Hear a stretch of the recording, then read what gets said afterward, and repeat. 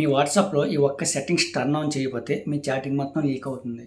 మీ వాట్సాప్కి వచ్చే photos, videos అన్నీ కూడా లీక్ అయ్యే అవకాశం ఉంది. మీ చాటింగ్ అంత ఇంపార్టెంట్ అనుకుంటే ఈ సెట్టింగ్స్ని ఇప్పుడే ఆన్ చేసుకోండి. బై డిఫాల్ట్ ఇది ఆఫ్లో ఉంటుంది. అది ఎలా టర్న్ ఆన్ చేయాలో చెప్తాను, వీడియోని కంప్లీట్గా చూడండి. దానికోసం ఫస్ట్ వాట్సాప్ ఓపెన్ చేయండి. ఓపెన్ చేసిన వెంటనే మీకు రైట్ సైడ్ పైన 3 డాట్స్ ఉంటాయి కదా, దానిపై క్లిక్ చేయండి. ఇక్కడ సెట్టింగ్స్పై క్లిక్ చేయండి. క్లిక్ చేసిన తర్వాత ఇక్కడ చార్ట్స్ అని ఉంటుంది, దానిపై క్లిక్ చేయండి. ఇక్కడ డౌన్స్కి స్క్రోల్ చేసిన తర్వాత మీ ఇక్కడ చార్ట్ బ్యాకప్ అని ఉంటుంది, దానిపై క్లిక్ చేయండి.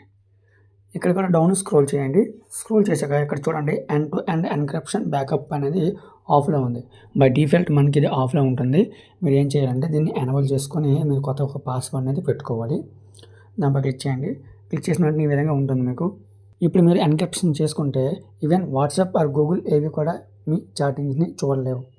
ఇక్కడ మనకి 2 ఆప్షన్స్ ఉన్నాయి, use passkey or more options అని ఉంది. మోర్ ఆప్షన్పై క్లిక్ చేసిన వెంటనే అక్కడ క్రియేట్ పాస్వర్డ్ ఉంటుంది, దానిపై క్లిక్ చేయండి. ఇక్కడ మీరు కొత్తగా పాస్వర్డ్ అయితే క్రియేట్ చేసుకోండి.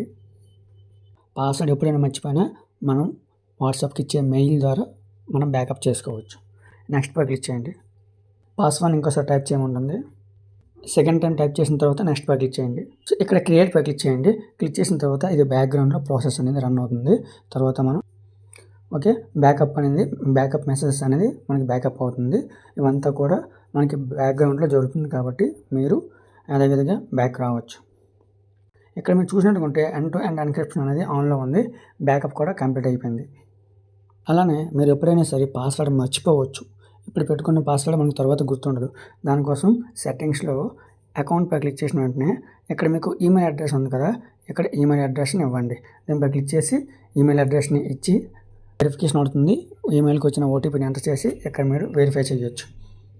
వెరిఫై చేసిన తర్వాత ఇక్కడ మీకు వెరిఫైడ్ అనే విధంగా కనిపిస్తుంది. తర్వాత ఇక్కడ 2 స్టెప్ వెరిఫికేషన్ ఉంది కదా, దానిపై క్లిక్ చేసి ఇక్కడ టర్న్ ఆన్ చేసుకోండి. చూశారు కదా, ఇలాంటి మోర్ యూజ్ఫుల్ ఇన్ఫర్మేషన్ కోసం మన ఛానల్ని సబ్స్క్రైబ్ చేసుకోండి.